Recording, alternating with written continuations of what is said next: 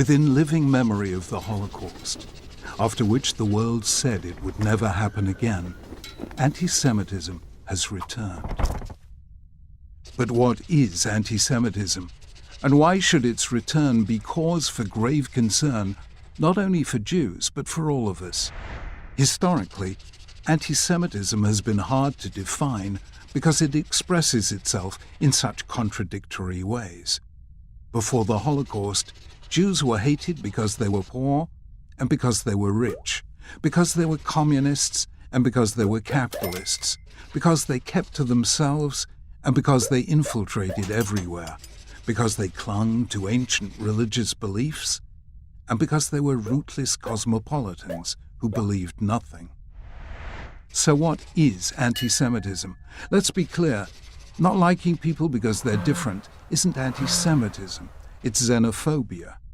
Criticizing Israel isn't anti-Semitism, it's part of the democratic process, and Israel is a democracy. Anti-Semitism is something much more dangerous.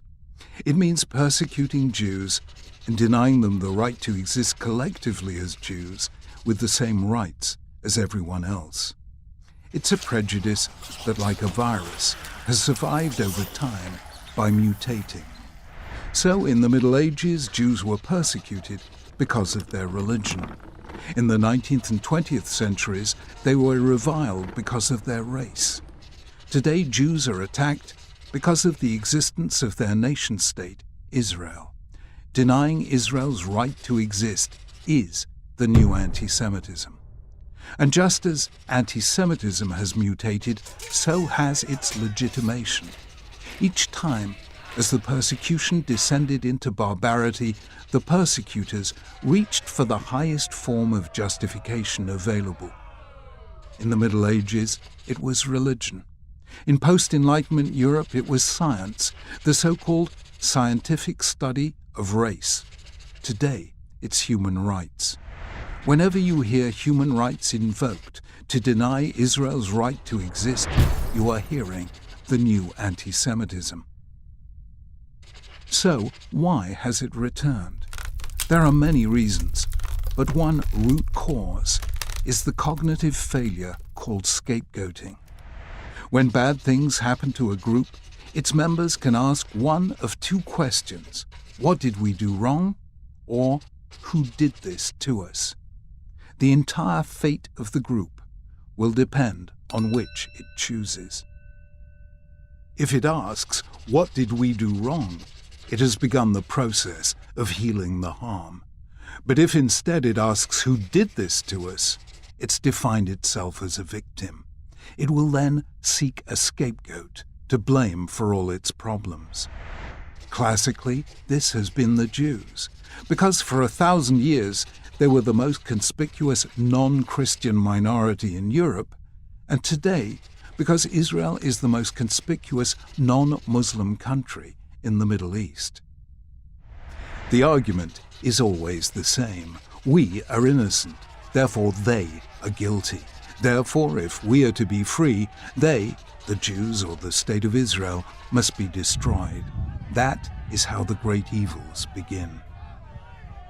Why then should we all care about this? After all, if we're not Jewish, what has it got to do with us? The answer is that anti-Semitism is about the inability of a group to make space for difference. And because we're all different, the hate that begins with Jews never ends with Jews. It wasn't Jews alone who suffered under Hitler.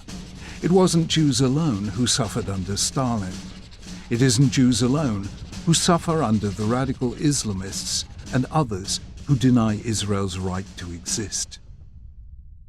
Anti-Semitism is the world's most reliable early warning sign of a major threat to freedom, humanity, and the dignity of difference. It matters to all of us, which is why we must fight it together.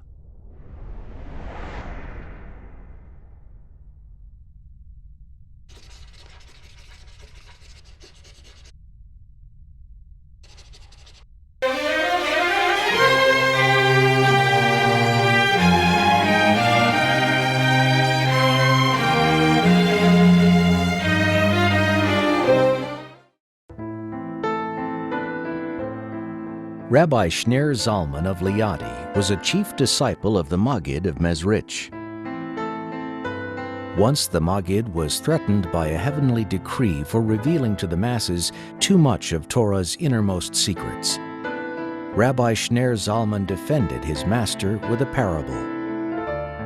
The king's only son fell deathly ill, but there was one chance at a cure. The most magnificent gem of the king's crown had to be ground up and diluted. If they could get a drop of the elixir into the prince's mouth, there was the faintest chance of survival.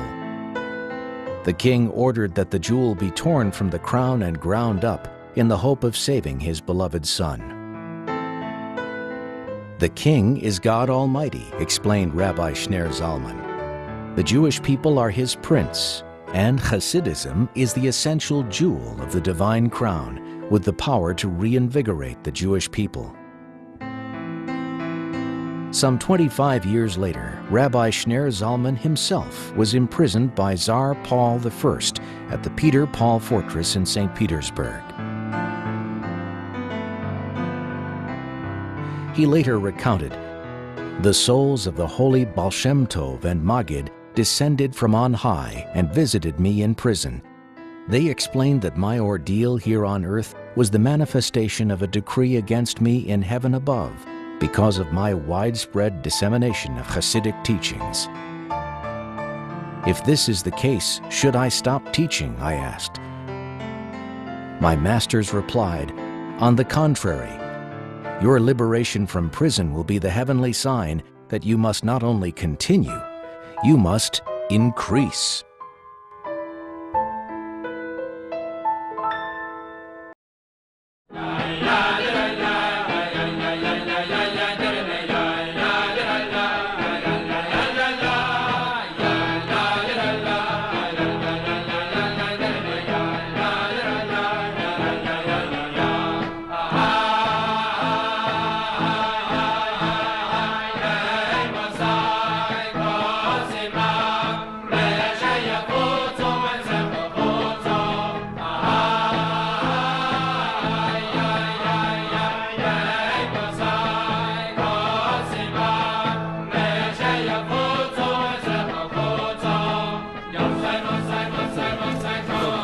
Flat.